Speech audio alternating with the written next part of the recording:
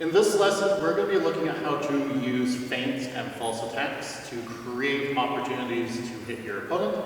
It is similar to an invitation, where it kind of varies though, is that an invitation can be a little bit more passive, whereas when you are using feints and false attacks, you're a lot more proactive in your action. You're actually doing something, but you're doing it deliberately to fail, to elicit a response, and then you're going to use your primary action to get that touch. So that's what Shrisha and I are going to work you through in this lesson.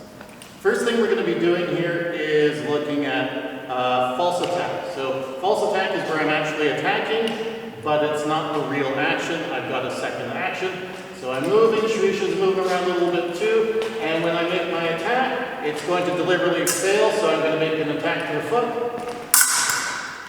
I know she's going to go there, so I take her blade just to make sure she can't reach me, and then I make the hit. You can, however, make this more direct. You can ignore any blade contact, and again, same thing, we're moving around, I make a false attack to the foot, and then when she steps in to take that action, I'm just going to hit. So these are false attacks. I'm attacking a target, I can do the same thing with the hand. So we're on guard, we're moving around, I make a feint to her hand, and then I can go for the leg, or again, something a little bit more close. I'm doing a feint, so there's the hand, I elicit a response, and I make my flush. So very important thing, false attacks are not the real attack. It is leading to an action that is going to get you the point. The last part we're going to be looking at are feints. So similar to a false attack, a feint, however, is never actually an action.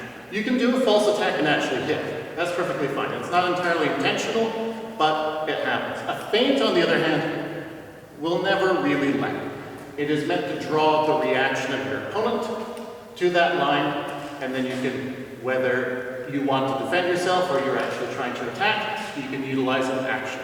So let's have a quick look at feints. Okay, so again, we're moving around a little bit, and I'm going to do feints. That means I'm going to make her feel like I want to attack her hand, so I'm making a lot of these provocative actions to the hand, and she's pretty sure I'm going for the hand, and there's the flesh. So these are feints, creating a pattern, very similar to an invitation, only I'm being a lot more proactive. You can do the same thing. I'm going to be stepping in. This time I'm going to make it look like I'm doing a broken time attack. So we're moving. I'm going to see if I can get her to come after me.